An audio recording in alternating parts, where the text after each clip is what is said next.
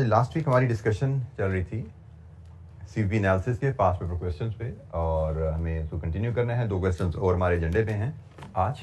Hopefully ये इंशाल्लाह area हमारा आज क्लोज होगा. कल से हम नए एरिया पे बात शुरू करेंगे. लेकिन before we move forward, last lecture से कोई क्वेश्चन, किसी जो डिस्कशन में हमारे जो सवाल है उनसे किसी कैलकुलेशन पे कोई गाइडेंस फर्दर चाहिए आपको? क्वेश्चन नंबर 5 के पार्ट बी में यू नीड सम सपोर्ट. जी बेटा बोलिए.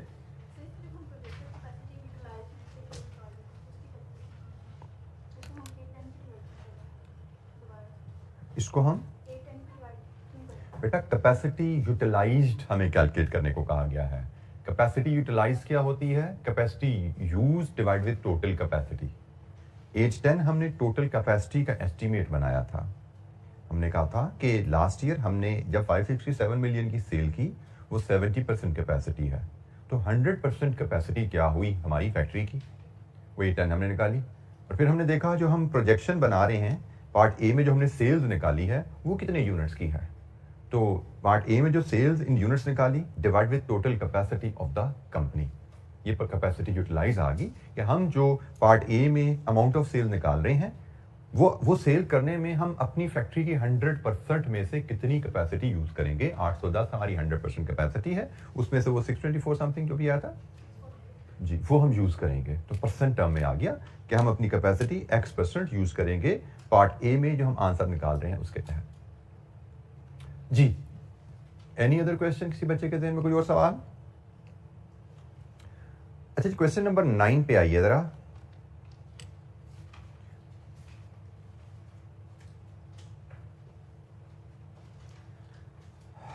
क्वेश्चन नंबर 9, 7 और 5, 2 parts, 12 number total.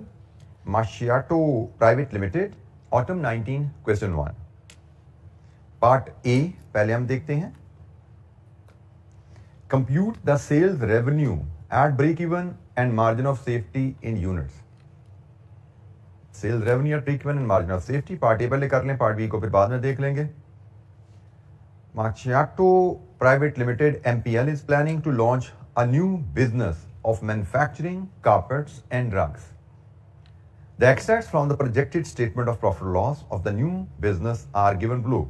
Extract from the projected statement. Rupees in thousand में sales, cost of goods sold, gross profit, operating expenses, profit before taxation, profit after taxation. Selling prices of carpets and rugs would be 24,000 and 4,000 per unit with a contribution margin of 25 and 20% respectively. Carpets and rugs would be sold in the ratio of 1:4. Budgeted sales ratio they the, quantity में हमें. Compute the sales revenue at break even and margin of safety in units. अच्छा जी, हमें determine करनी है sales revenue. Multi product का cell revenue निकालना. क्या formula है? Fixed cost divide with CS ratio. Multi product का ब्रेक इवन रेवेन्यू आता है. मल्टी प्रोडक्ट का सीएस रेशियो कहां से आती है? It is average CS ratio. हमने कहा था जी मल्टी प्रोडक्ट में हम पैक बनाएंगे, contribution of a pack over revenue of a pack. ये है पैक में कितने यूनिट जाएंगे. तो यहां से हमारी एवरेज सीएस रेशियो आती है. तो fixed cost over average CS ratio is revenue, और उस रेवेन्यू को फिर हम प्रोडक्ट्स में स्प्लिट कर लेते हैं in the ratio of revenue of each product in a pack. ये हमारी डिस्कशन थी जी. तो अब हम चलते हैं सीएस रेशियो की तरफ. अच्छा जी, average CS ratio of a pack लेना तो बड़ा आसान है. अगर CS ratio of a pack लेना हो, that is very simple. Contribution per carpet, contribution per rug, price into CS ratio करो, आ गया. इंडिविजुअल प्रोडक्ट का सीएस रेशियो आ गया. और revenue of a pack containing 1 carpet 4 rugs, contribution of a pack containing 1 carpet 4 rugs, again simple. So CS ratio, average CS ratio कोई दिक्कत नजर नहीं आ रही है निकालना. लेकिन एवरेज CS ratio यहां से हमें निकल आती है. लेकिन जब हम फिक्स्ड कॉस्ट की तरफ चलते हैं, फिक्स्ड कॉस्ट ओवर पैक, तो फिक्स्ड कॉस्ट तो अब छुपी भी है, कुछ यहां पे होगी, कुछ यहां पे होगी. ये टोटल कॉस्ट है ना, इनमें कुछ वेरिएबल है, कुछ फिक्स है. अब इसका तरीका क्या रहेगा? इन दोनों कॉस्ट में से वेरिएबल कॉस्ट को अलग करना, टोटल कॉस्ट में से वेरिएबल कॉस्ट को अलग करना. उसके लिए आपको variable cost per unit of carpet चाहिए, variable cost per unit of rug चाहिए, और इसमें आपको टोटल यूनिट्स जो यहाँ पे बिके हैं वो चाहिए.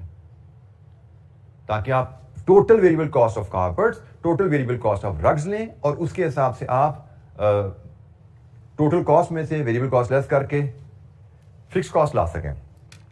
इसका मतलब हमें टोटल वेरिएबल कॉस्ट कैलकुलेट करनी पड़ेगी।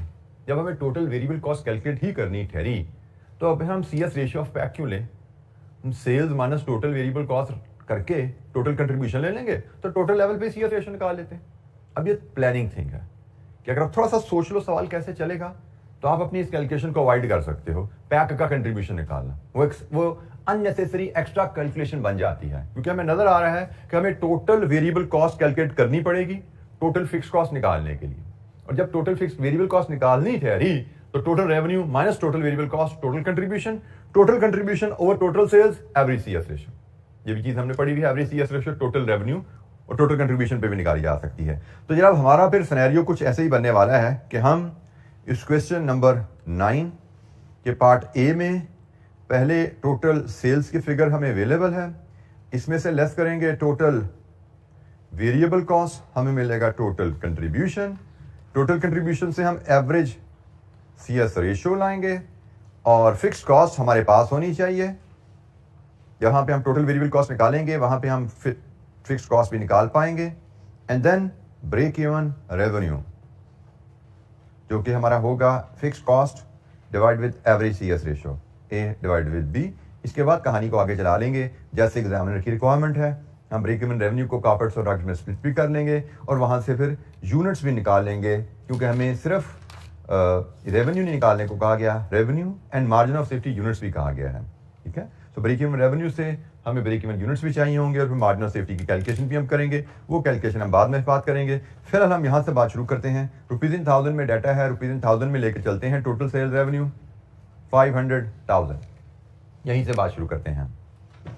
अच्छा जी, variable cost, total variable cost क्या होगी?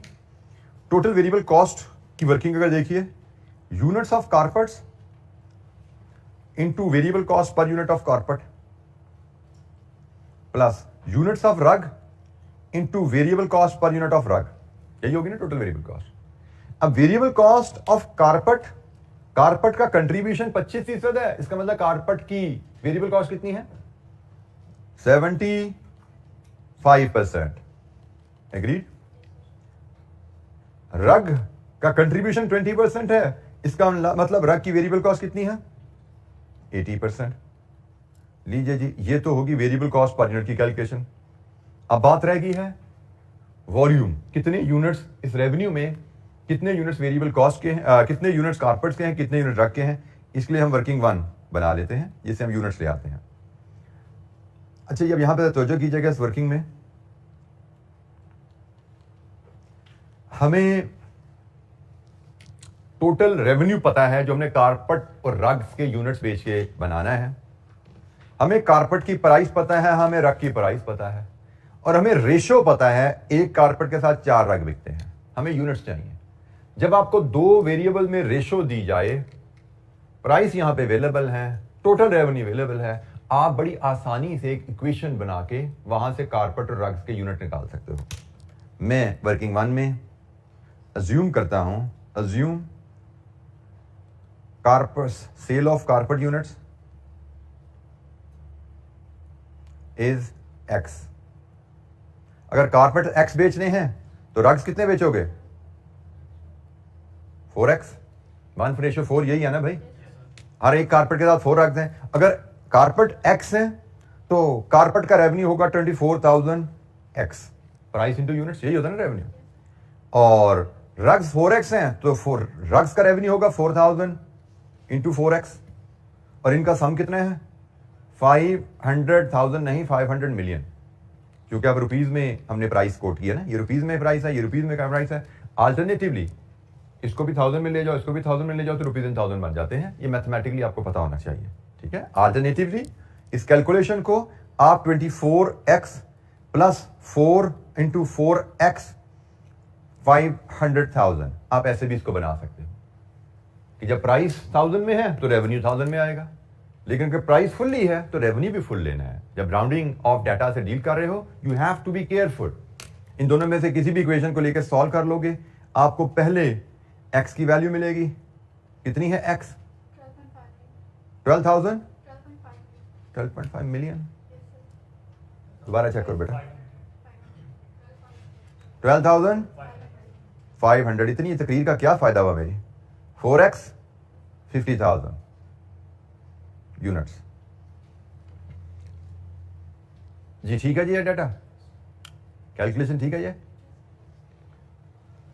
لیجیے جی ایکس کارپیٹ کے یونٹس بھی آگے اور رگ کے یونٹس بھی آگے. اب ان یونٹس کو آپ فیڈ کریں گے اس ورکنگ میں. 12,500 کارپیٹس ہیں, 50,000 رگز ہیں. لیجیے جی ٹوٹل ویریبل کاسٹ یہاں سے نکال لیجیے کتنی بنتی ہے.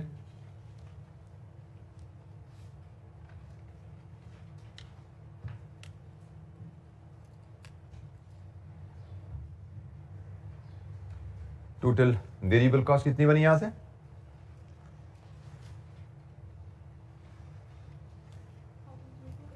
جی بیٹا 385,000. یہاں سے ہمارا کنٹریبیوشن آ گیا 115,000 اور یہاں سے ہم سی ایس ریشو لے لیتے ہیں. سی ایس ریشو بلکہ میں ایسے کرنا چاہیے کہ یہ اے ہے, یہ بی ہے, یہ سی ہے جو کہ اے ڈیوائڈیڈ ود بی آیا, پھر یہ ڈی ہے اور دین ڈی ڈیوائڈیڈ ود سی. یہ جی ہمارا کمپلیٹ سولوشن بنتا ہے. تو اے divide with B C S ratio کیا آ رہی ہے جی؟ میں الٹا لے کے be divide with a. Beta my mistake. Contribution over sales be divide with a 23%. جی اب فکس کاسٹ چاہیے ہمیں. فکس کاسٹ ہماری رہے گی total cost minus variable cost. Total cost minus variable cost. تو ٹوٹل کاسٹ ہماری ہے جی کوشچن میں 360,000 پلس 90,000 یہ ٹوٹل کاسٹ ہے. مائنس ویریبل کاسٹ 385,000 ہم نے ڈٹرمن کی ہوئی ہے اوپر 65,000. یہ جی آگے آپ کی فکس کاسٹ. اب بریک ایون ریونیو لیجیے fix cost over C S ratio 282,609. یہ جی بریک ایون ریونیو ہے. اینڈ ڈونٹ فرگیٹ یہ روپیز ان تھاؤزینڈ میں ہے. آپ کو پتا ہونا چاہیے آپ کو ٹارگٹ ویلیو پہ جانے کے لیے کیا کیا انفارمیشن چاہیے. فکس کاسٹ اور سی ایس ریشو. دین سی ایس ریشو کہاں سے لانی ہے, فکس کاسٹ کہاں سے لانی ہے. You should have this plan.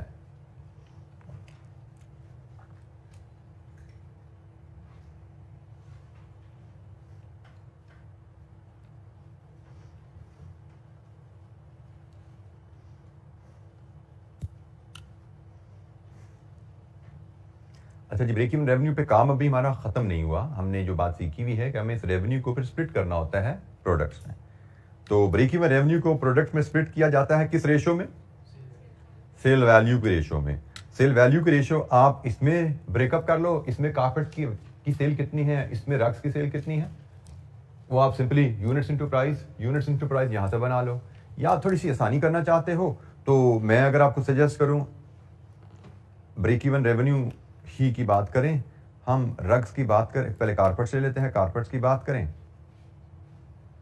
تو 282,609 ہم یہاں پہ پیک کا کانسیپٹ لے آتے ہیں. یہاں پہ ہم پیک کا کانسیپٹ لے آتے ہیں. 24,000 کا ایک کارپیٹ ہے, ایسا ہی ہے, ایک پیک میں ایک کارپیٹ جانا نا, اور 24,000 اور 4,000 کے 4 رگز ہیں. یہی ہے جی ریشو بنتی. میں نے 1000 ریشو ہی بنانی تھی نا ہم نے, تو ریشو میں نے 24,000 کیا 24 لے لیا کیونکہ یہ بھی روپیز ان 1000 میں ہے, میں نے اس کو بھی روپیز ان 1000 میں کر لیا, میٹر نہیں کرتا. یہ 4,000 کیا 4 لے لیا. یہ میری cell value of a pack ہے, ایک کارپیٹ 4 رگس روپیز ان 1000 میں, اور یہ میری سیل ویلیو آف کارپیٹس ہے. کارپیٹس کی سیل ویلیو نا pack over total cell value of a pack, یہ ریشو آ گئی. تو کارپیٹ کی جو سیلز ہے اس کو اس ریشو میں سپلٹ کریں. روپیز ان 1000 میں ہی ویلیو چلتی جائیں گی. یہ کتنی آئی جی؟ 169,565. اسی طرح ہم رگس کی بریک ایون سیل نکال لیتے ہیں 282,609 4 into 4 over 24 into 1 plus 4 into 4. جی کیا ریشو آئی؟ 1130 44. لیجیے جی یہ ہماری بریک ایون ریونیو روپیز ان 1000 میں بن گئی. اب یہاں سے بریک ایون یونٹس ہمیں بنانے پڑیں گے کیونکہ ہمیں مارجن آف سیفٹی نکالنے کو کہا گیا ہے. مارجن آف سیفٹی کیا ہوتا ہے جی؟ Budgeted sales less break even sales, और ये हमें यूनिट्स लेने पड़ेंगे क्योंकि हमें मार्जिन ऑफ सेफ्टी यूनिट्स में कहा गया है। यहां से हम मार्जिन ऑफ सेफ्टी यूनिट्स में ले पाएंगे। दो कॉलम हम बना लेते हैं यहां पे, एक कॉलम कारपेट्स का, एक कॉलम रग्स का।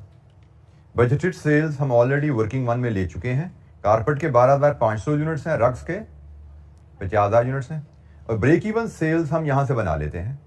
ये जनाब ब्रेक इवन रेवेन्यू है कारपेट्स का, तो 169,565 ये रुपीज इन थाउजेंड में है, divide with 24 price in thousand divide कीजिए तो ब्रेक इवन यूनिट्स आएंगे कारपेट्स के 7065, और इसी तरह ये ब्रेक इवन रेवेन्यू है आपका रुपीज इन थाउजेंड में रग्स का। इसको डिवाइड करें रुपीज इन थाउजेंड में प्राइस से रग की 2826 लीजिए जी, you get to the margin of safety. Carpet का मार्जिन ऑफ सेफ्टी 5435, रग्स का मार्जिन ऑफ सेफ्टी 739 लीजिए जी।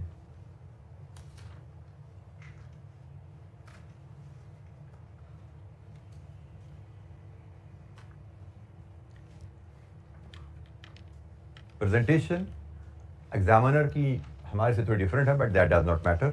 आंसर वही है जो हमने निकाला, ब्रेक इवन रेवेन्यू का भी टोटल प्रोडक्ट में ब्रेक किया, ये आंसर हमारे एग्जैक्टली उससे मैच कर रहे हैं जी। कोई सवाल, कोई कैलकुलेशन समझ नहीं आई तो पूछिए। हमने सिर्फ पार्ट ए अभी इसका सॉल्व किया है, compute sales break sale revenue to break even and the margin of safety in units. ये sale revenue to break even है जी कारपेट का और रग का, और ये मार्जिन ऑफ सेफ्टी के यूनिट्स हैं कारपेट्स और रग्स के।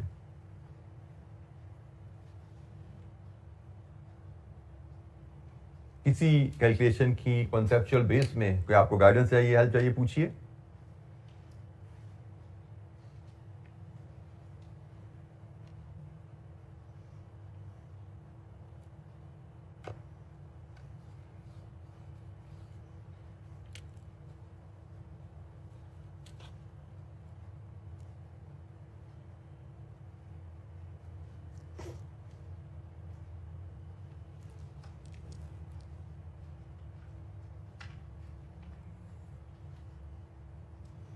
अच्छा जी, पार्ट बी देखते हैं इसका। पार्ट बी अभी हमने पढ़ा नहीं था, पढ़ते हैं जरा।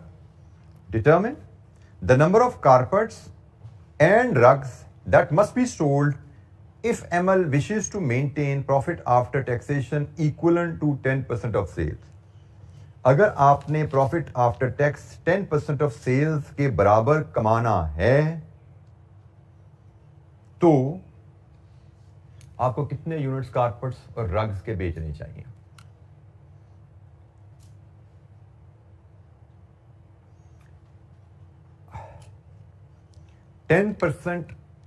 Profit 10% of sales, profit after tax 10% of sales. अच्छा, यहां पे अब जरा थोड़ा सा अगर हम सोचना शुरू करें तो सेल रेवेन्यू का 10%, प्रॉफिट आफ्टर टैक्स, पहली बात हमें प्रॉफिट बिफोर टैक्स जाना होता है। फार्मूला हमारा क्या है? Fix cost plus profit before tax divided with contribution of a pack. अगर हम करें तो हमें number of packs to be sold आ जाता है, और नंबर ऑफ पैक्स से फिर हम चले जाते हैं नंबर ऑफ यूनिट्स। लेकिन इशू यहाँ पे क्या है, ये में सेल्स की फिगर ही तो अवेलेबल नहीं है, और सेल्स की फिगर डिपेंड करती है कितने यूनिट्स बेचे जाएं। इसका मतलब हमें प्रॉफिट की फिगर अवेलेबल नहीं है। हमें सेल्स की फिगर तब तक अवेलेबल नहीं हो सकती जब तक हमें यूनिट्स अवेलेबल ना हो, और यूनिट्स ही तो हमने डिटरमिन करने हैं, यूनिट्स ही हमने डिटरमिन करने हैं। तो इसका मतलब हमें हमारी एक रिक्वायर्ड फिगर हमारी रिक्वायरमेंट के ही आंसर पर डिपेंडेंट है। तो इस तरह के केस में फिर हमें अज्यूम करके ही चलना पड़ता है। भाई अज्यूम कैसे करके चलेंगे? मैं अज्यूम करूंगा, let us assume target sales revenue, क्योंकि रेवेन्यू का 10% टारगेट प्रॉफिट है ना, तो मुझे रेवेन्यू चाहिए। मैं अज्यूम कर लेता हूं, let's assume target sale revenue is equal to Z. X की असम्पशन मैं ऊपर ले चुका था, मैं यहां पे जेड ले लेता हूं। अगर टारगेट सेल रेवेन्यू Z है, अब जरा इक्वेशन देखो कैसे बनती है. Target sale revenue is Z, तो हमें पता है target sale revenue is equal to fix cost plus target profit before tax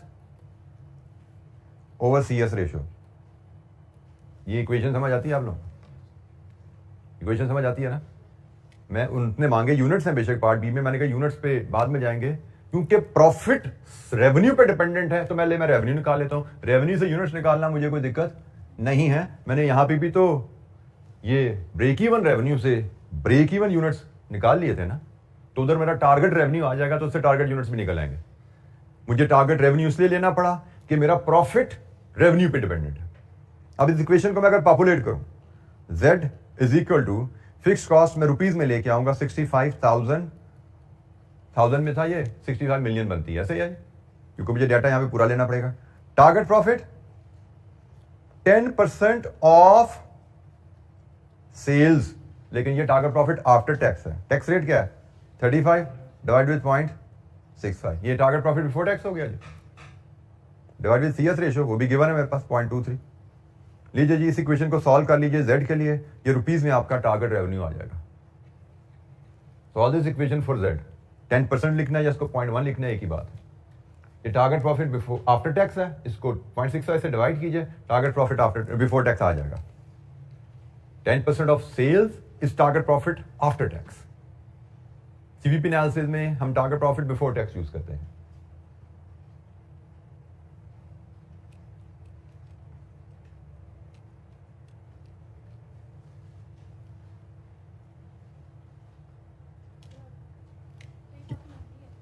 जी बेटा, ये बेसिकली आपकी हंड्रेड्स ऑफ मिलियंस में होगी ना फिगर, ये क्योंकि रुपीज में मैंने बोला. हमारी पहले सेल देखे ना 500 मिलियन है वो, लेकिन यहां पे चूंकि मैंने इधर रुपीज लिया है तो ये भी हमारी फुल फिगर आएगी. 850 8535 35 3 853 मिलियन आ गया. ठीक है, क्योंकि हम ऊपर देखें ना तो वो 500 मिलियन की सेल है. ये 853 मिलियन आया. 500 मिलियन की सेल P&L में गिवन है, लेकिन उस पर प्रॉफिट आ रहा है 32.5. प्रॉफिट आफ्टर टैक्स 32.5 है. वो कहता है जी प्रॉफिट आफ्टर टैक्स आपने 10% ऑफ सेल्स कमाना है, तो उसके लिए आपको इतनी सेल्स करनी पड़ेगी. ये आपकी सेल्स है, लेकिन उससे हमसे नंबर ऑफ यूनिट्स मांगे हैं. तो जनाब इसको ब्रेक करेंगे. कारपेट्स सेल, कारपेट्स की क्या होंगी? तो जैसे देखिए, हमें चूंकि यूनिट्स चाहिए ना, मैं डायरेक्ट यूनिट्स में जाने लगा हूं. 853 535 353. ये रेवेन्यू है. रेवेन्यू में से कारपेट की रेशियो निकालनी है. रेवेन्यू में से कारपेट की रेशियो निकालनी है. तो ये जनाब, ये कारपेट की रेशियो का ताल्लुक रेवेन्यू में क्या है? यही था ना रेवेन्यू को स्प्लिट करने का तरीका. जैसे ब्रेक इवन रेवेन्यू को हमने तकसीम किया था, इसी तरह इसको तकसीम कर लीजिए. ये बेसिकली 24 है और ये 24 प्लस 16 40 है. ठीक है जी. सो 24 ओवर 40 इंटू 24 ओवर 40. और इसी तरह अगर मैं रग्स की तरफ चलूं तो रुपीज 853 535 353 इंटू 16 ओवर 40. ये मेरा टारगेट रेवेन्यू स्प्लिट हो गया कारपेट और रग्स में. रेवेन्यू स्प्लिट हुआ, बट मुझे तो यूनिट्स चाहिए. इसको फर्दर डिवाइड कर दो प्राइस से. रेवेन्यू निकालते हैं क्यों? हम अगले स्टेप पे जाते हैं. हमें तो चाहिए ही यूनिट्स ना, तो हम डायरेक्ट यूनिट्स निकाल लेते हैं. जी बोलिए जी, कितने यूनिट्स? 21338. जी रग्स के यूनिट्स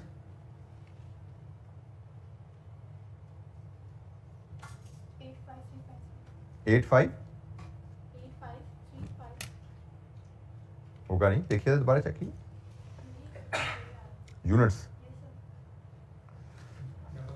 सॉरी बोलिए 85, सॉरी माय मिस्टेक. 85 354. ठीक हो गया, माय मिस्टेक. जी जनाब, एनी क्वेश्चन? मैंने थोड़ी सी अप्रोच एग्जामिनर से डिफरेंट रखी है. राउंडिंग ऑफ का सिर्फ डिफरेंस है हमारा. उसका 85,300 आ रहा है और ये 21325 आ रहा है. राउंडिंग ऑफ डिफरेंस है, बाकी हमारे आंसर सेम है. क्योंकि उसने डिफरेंट तरीके से इसको सॉल्व किया, मैंने एक इक्वेशन बना के सॉल्व किया. मुझे इस तरह के सवालों के इक्वेशन से सॉल्व करना ज़रा ज़्यादा प्रैक्टिकल लगता है. जी ये पूरा पार्ट भी आपके सामने है. 5 मार्क्स.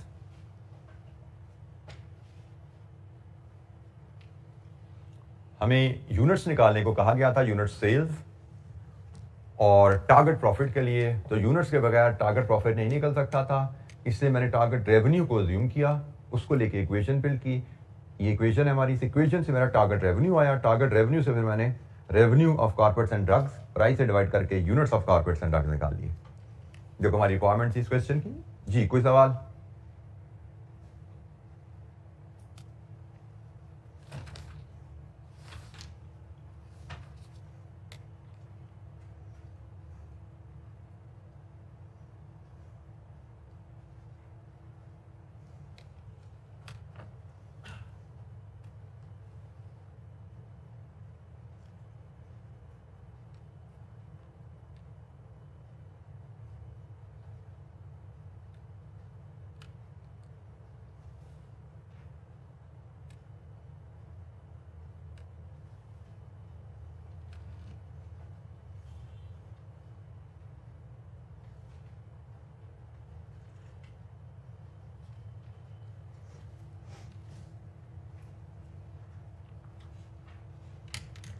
اچھا جی, لاسٹ کویشچن اس ایریا کا دیکھتے ہیں, جس کے بعد ہم کل سے انشاءاللہ نیکسٹ ایریا پہ موو کریں گے. کویشچن نمبر 16 ہے.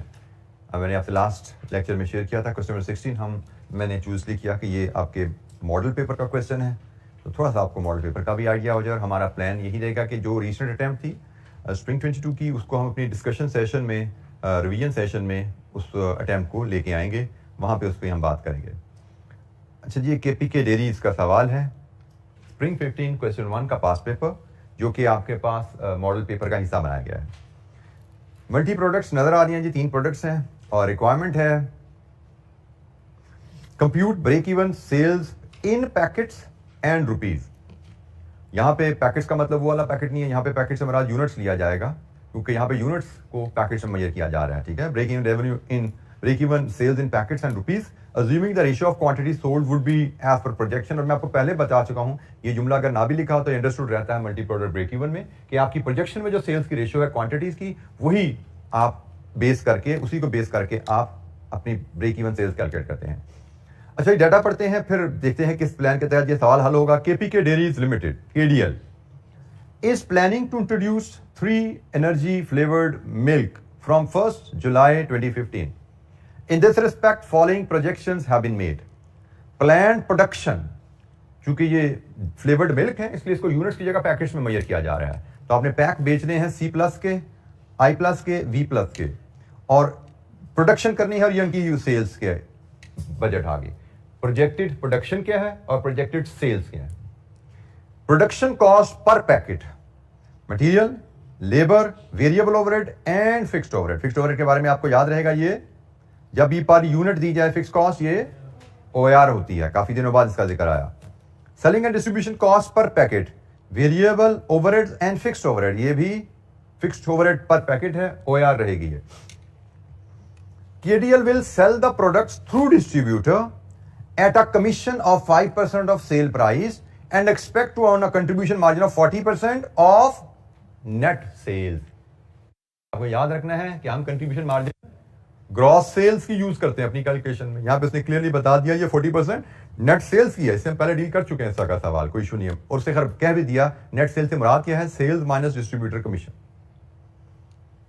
اچھا جی, اس کی میں اگر دوبارہ ایک کہانی آپ سے شیئر کروں جیسے میں نے پہلے بنائی تھی. اگر ہماری پرائس 100 روپیہ ہے, اگر پرائس 100 روپے ہے تو ڈسٹریبیوٹر کمیشن چلی جائے گی 5%, باقی جو 95 بچے گا اس پہ آپ کا کنٹریبیوشن آئے گا. کنٹریبیوشن آپ کا اس 95 کا 40% ہے, تو کتنا بنا یہ 38. ایز اے ریزلٹ ایک آپ کی ویریبل کاسٹ یہ ہے, اور as a result other variable cost وہ کتنی بچی 57. یہ آپ کی کمپلیٹ اسٹرکچر آ گیا آپ کے سامنے, جو آپ کو اس پیرا میں بتایا گیا ہے. آپ کی پرائس اگر 100 ہے, 5% کمیشن نکل جاتی ہے, کمیشن کے بعد جو نیٹ سیل بچتی ہے اس کا 40% کنٹریبیوشن ہے. اس کا مطلب other variable cost, distributor commission کے علاوہ جو ویریبل کاسٹ ہے وہ آپ کی 57. ٹھیک ہے, تو آپ کی 57 ویریبل کاسٹ ادر ہے, 5% کمیشن ہے, ٹوٹل ہو گیا آپ کا یہ 62, 38% کنٹریبیوشن ہے. ٹوٹل 62 آپ کی ویریبل کاسٹ ہوئی, 57 + 5, और कंट्रीब्यूशन आपका 58 है 38 है सॉरी कंट्रीब्यूशन। ये रेलेवेंट इंफॉर्मेशन है, हमें इसकी जरूरत पड़ने वाली है। अब आइए दोबारा सवाल पे, आपको break even sales in units चाहिए और break even sales in rupees चाहिए। यूनिट्स में ब्रेक इवन सेल्स अगर हम निकाल लें, कैसे निकालते हैं हम? Fix cost divide with contribution per box. मैं पैक नहीं यूज करता, बॉक्स कह देता हूं, ठीक है, क्योंकि पैकेट तो ऑलरेडी यहाँ पे यूनिट्स के लिए यूज हो गया। तो अब कहते हैं जब हम बॉक्स में बेचेंगे और मल्टी प्रोडक्ट है तो हम कंट्रीब्यूशन ऑफ अ बॉक्स निकाल लेंगे। Fix cost over contribution of a box कर दें तो ब्रेक इवन इन बॉक्स आ जाएगा। देन ईच प्रोडक्ट के यूनिट्स या पैकेट्स इन द बॉक्स कितने हैं, उसके हिसाब से आपका ब्रेक इवन इन यूनिट्स बन जाता है। और ब्रेक इवन यूनिट्स को प्राइस से मल्टीप्लाई करेंगे तो आपका ब्रेक इवन रेवेन्यू आ जाएगा। अच्छा जी, अब हम डिस्कशन स्टार्ट करें। हमने कहा जी हमें फिक्स कॉस्ट चाहिए और हमें कंट्रीब्यूशन चाहिए। हमें फिक्स कॉस्ट चाहिए, हमें कंट्रीब्यूशन चाहिए। ये रिलेशनशिप याद रखिएगा। चलो मैं इसको यहां से पिक कर लेता हूं, इसको मैं उठा के आंसर शीट पे ले जाता हूं, ठीक है जी।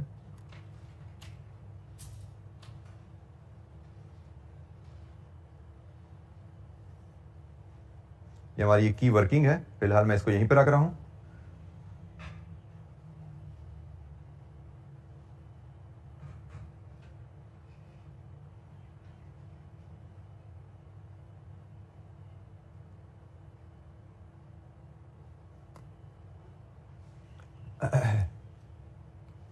अच्छा जी, हमें चाहिए फिक्स्ड कॉस्ट।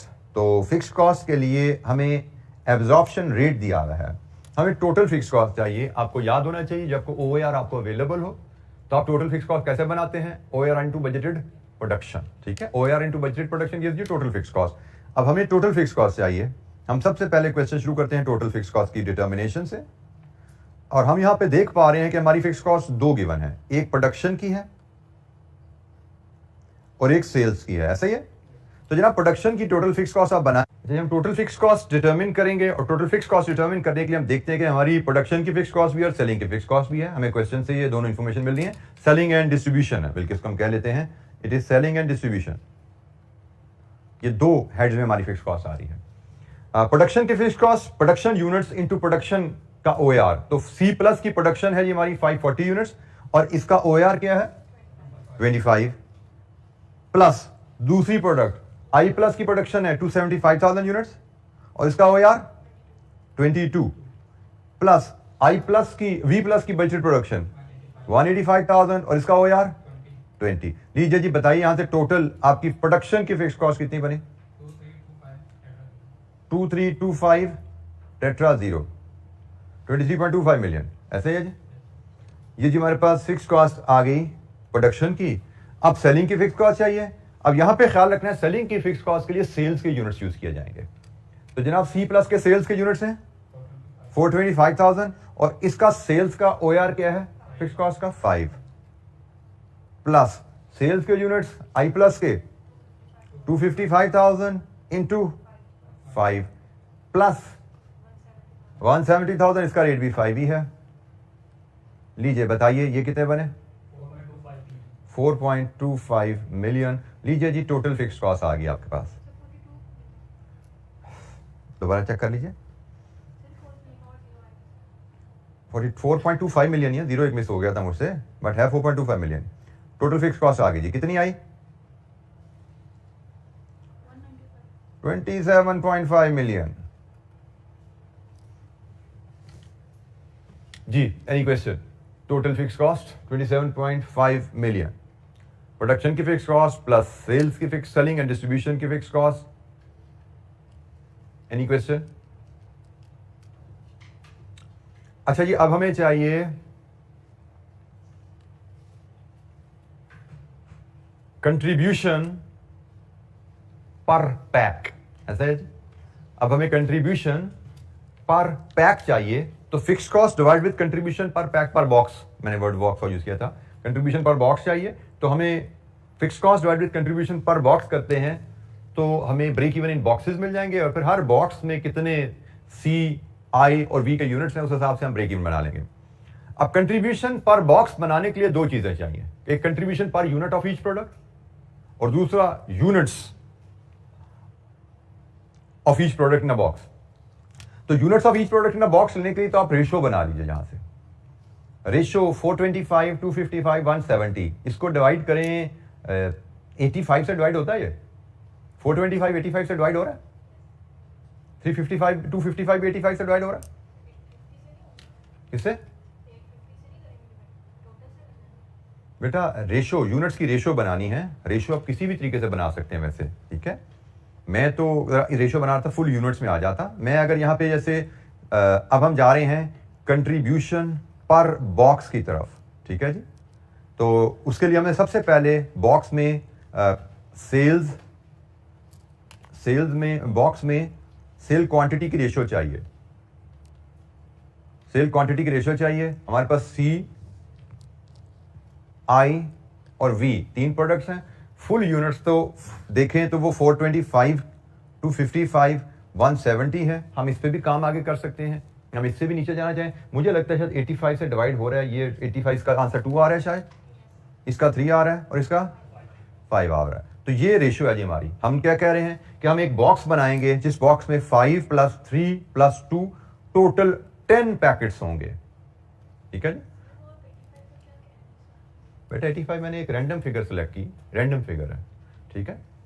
मुझे आप मैं ना भी करूं, मैं इस पे भी चल पड़ूं, मेरा काम हो जाता है, ठीक है। रैंडम फिगर मैंने किस लिए ली कि ये मुझे 85 से डिवाइड होता नजर आ रहा है, ये 85 से डिवाइड हो रहा है, मुझे लगा शायद ये भी 85 से डिवाइड होता नजर आ रहा है, ठीक है। तो मैंने टेस्ट किया, डिवाइड हो गया, तो मैंने 85 से डिवाइड कर दिया। ये बन के जिम हम बॉक्स बने। आप इसको डिवाइड ना भी करो, आप इस वैल्यू को लेकर चलना चाहो, चल पड़ो, कोई फर्क नहीं पड़ता। रेशियो चाहिए, ये रेशियो आप ये ले लो, आप रेशियो ऐसे बना लो, कोई फर्क नहीं पड़ता। तो जनाब ये हमारे पास रेशियो आ गई 5, 3, 2। हम एक बॉक्स बनाएंगे, ठीक है जी। हर बॉक्स में 5 units of C+, 3 units of I+, 2 units of V+ बना के 10 बॉक्स बना लिए। अब हमें हर प्रोडक्ट का कंट्रीब्यूशन चाहिए, हर प्रोडक्ट का कंट्रीब्यूशन चाहिए। हम सवाल पढ़ते हैं तो कंट्रीब्यूशन निकालने के लिए मुझे सवाल में मुझे पहले सवाल पे जाने से पहले ये इसको रिकैप ले लो, इन फिगर्स का रिकैप ले लो। ये हर प्रोडक्ट के लिए रिलेशनशिप प्रिवेल कर रहा है, सही है। हर प्रोडक्ट के लिए रिलेशनशिप क्या है कि 100 रुपए की प्राइस, 5 रुपए की डिस्ट्रीब्यूशन कमीशन, नेट सेल 95, 38 का कंट्रीब्यूशन, 57 की अदर वेरिएबल कॉस्ट। मुझे क्या चाहिए? हर प्रोडक्ट का कंट्रीब्यूशन, और मुझे इस क्वेश्चन में हर प्रोडक्ट की अदर वेरिएबल कॉस्ट अवेलेबल है। अगर मुझे हर प्रोडक्ट की अदर वेरिएबल कॉस्ट अवेलेबल है तो अदर वेरिएबल कॉस्ट कहां पे खड़ी हुई है? 57 पे। कंट्रीब्यूशन कहां पे होता है? 38 पे। तो other variable cost divide with 57 × 38 करें तो कंट्रीब्यूशन आ गया। और अदर वेरिएबल कॉस्ट मुझे हर प्रोडक्ट की यहां पे गिवन है, मतलब डिस्ट्रीब्यूशन कमीशन के अलावा अदर वेरिएबल कॉस्ट हर प्रोडक्ट की गिवन है। तो जरा हिसाब लगाते हैं जरा। ये सेल्स क्वांटिटी की रेशियो आ गई। अब हम यहां पे कंट्रीब्यूशन पर यूनिट निकालते हैं। हम कंट्रीब्यूशन पर यूनिट निकालते हैं C, I और V का, ठीक है जी। तो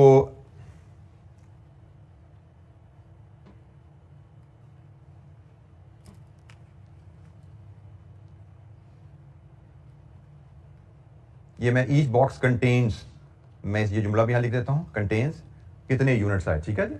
अच्छा, अब कंट्रीब्यूशन पर यूनिट, तो जैसे देखिएगा पहले हम C+ की बात करें। C+ की वेरिएबल कॉस्ट 15 रुपए मटेरियल की है, नहीं सॉरी 100 रुपया मटेरियल है, माय मिस्टेक, 100 रुपया मटेरियल है, प्लस 15 रुपए लेबर है, प्लस 23 रुपए वेरिएबल ओवरहेड्स हैं, प्लस 12 रुपए वेरिएबल सेलिंग एक्सपेंसेस हैं। एग्रीड? ये C+ की अदर वेरिएबल कॉस्ट है। और हमने कहा ये 57 पे खड़ी है, तो 38 पे कंट्रीब्यूशन क्या है? 100। ये कंट्रीब्यूशन आ गया C+ का। इसी तरह I+, मटेरियल 98,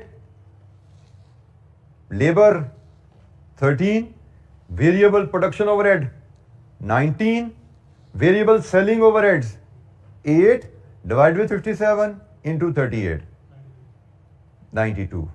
सेम पैटर्न पे V+ का कंट्रीब्यूशन कैलकुलेट करते हैं। 97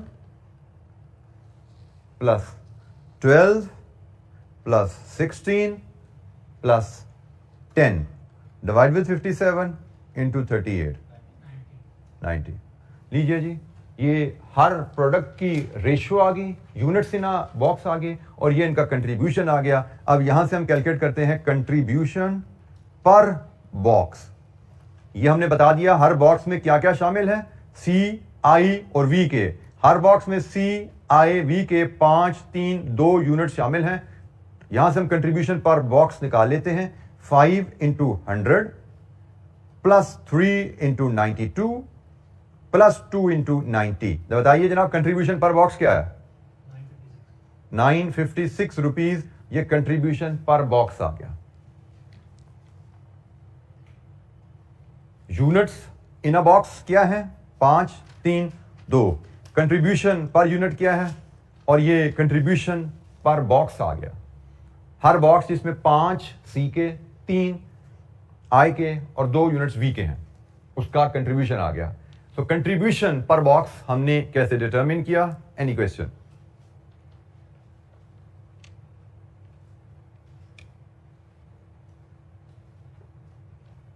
کنٹریبیوشن پر باکس آپ کے پاس اگر ہے, فکسڈ کاسٹ آپ کے پاس آلریڈی آ چکی ہے.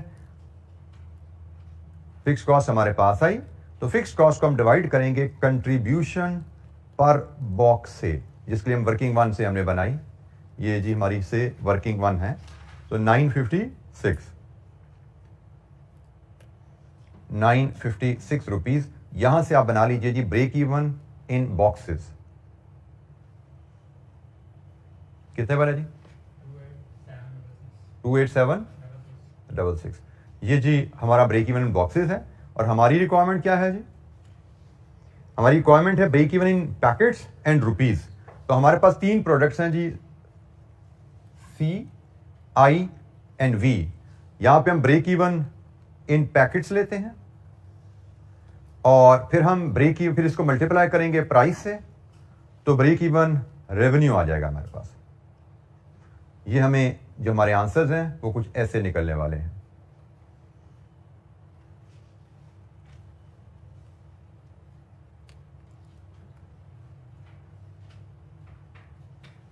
بریک ایون ان پیکٹس کیسے آئیں گے جی؟ Break even in box into units in box, یہی ہے نا. تو بریک ایون ان پیکٹس آپ کا آتا ہے جی 28766 انٹو 5. سی کا بریک ایون ان پیکٹس 143,830. دوسری پروڈکٹ 28766 انٹو 3 86298.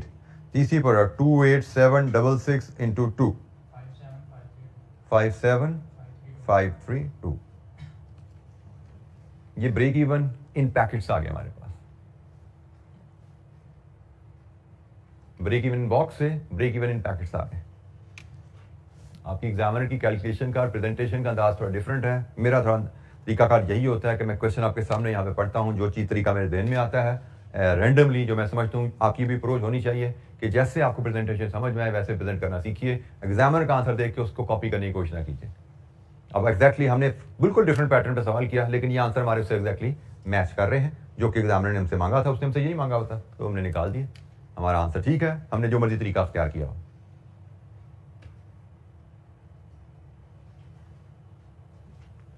پرائس چاہیے تو اسی ریلیشن شپ کو یوز کر کے آپ پرائس بنا سکتے ہو.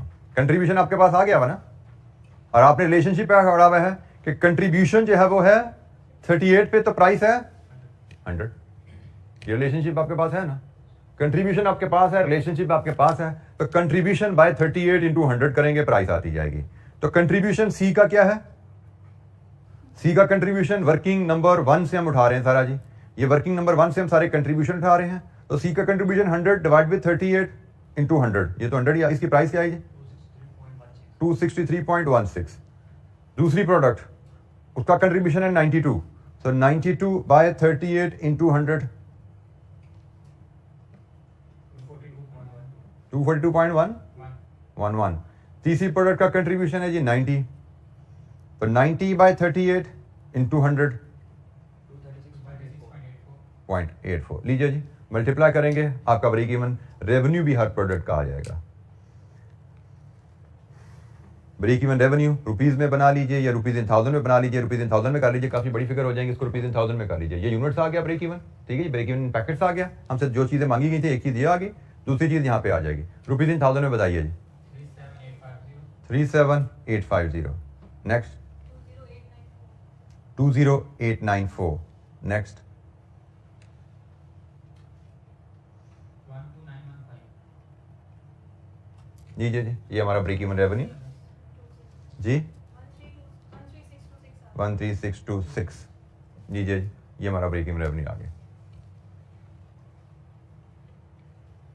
मैंने इसको रेज नहीं किया, करेक्शन डाल दी ताकि आपको याद रहे एग्जाम में करेक्शन ऐसी डालनी होती है। हमने इसको ब्लैक नहीं करना, जस्ट एक लाइन ऊपर नीचे जगह होनी चाहिए, हमारे पास स्पेस होनी चाहिए, इधर या इधर हम कहीं पे भी आसानी से लिख सकते हैं। जी कोई सवाल?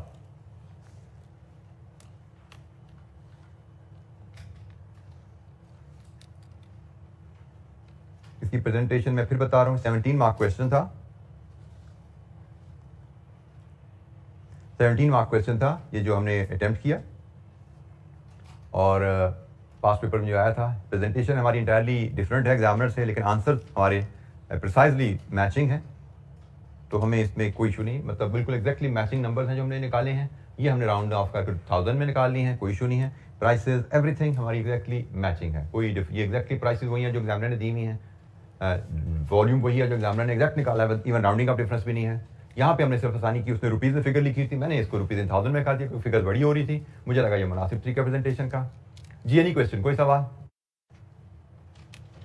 अच्छा जी, सीवीपी एनालिसिस के लिए तक पे बात हमारी अभी इतनी ही, बाकी सारी जो चीज़ें हैं वो अब आपकी प्रैक्टिस के लिए रहेगी। हमने तकरीबन 8-9 सवाल कर लिए, टोटल 17 सवाल हैं इसमें से पास पेपर में, बाकी आप अपनी हर रिवीजन के साथ प्रैक्टिस करते जाइएगा। रिवीजन कीजिए, 1-2 सवाल रैंडमली अनसीन मजीद कर लीजिएगा, फिर रिवीजन की, फिर 2-3 सवाल रैंडमली कर लिया, विद एवरी रिवीजन 2-3 सवाल करते जाएगा। ये ज़रूरी नहीं होता कि आपने अभी चैप्टर खत्म किया, सारे के सारे 17 सवाल अभी आप करके बैठ जाएं, ठीक है। आप अभी रिवीजन के साथ, पहली रिवीजन के साथ जो क्वेश्चन क्लास में करवाए वही कर लेना आपके लिए बहुत बेहतर है। फिर जब सेकंड रिवीजन में भी आज से हफ्ते बाद आप करें या 10 दिन बाद करें इस चैप्टर की, देन 2-3 अनसीन क्वेश्चन कीजिएगा, ताकि आपको पता लगे आपकी परफॉर्मेंस स्किल कहां तक बढ़ी है आपकी अनसीन क्वेश्चन करने के लिए। क्योंकि रियल टेस्ट आपका वही है, रियल टारगेट आपका वही है कि अनसीन क्वेश्चन करने के लिए हम तैयार हों। तो आज के लिए इतना जी, बाकी इंशाअल्लाह मुलाकात होगी कल और नए एरिया पे डिस्कशन हम स्टार्ट करेंगे। थैंक यू, अस्सलाम वालेकुम।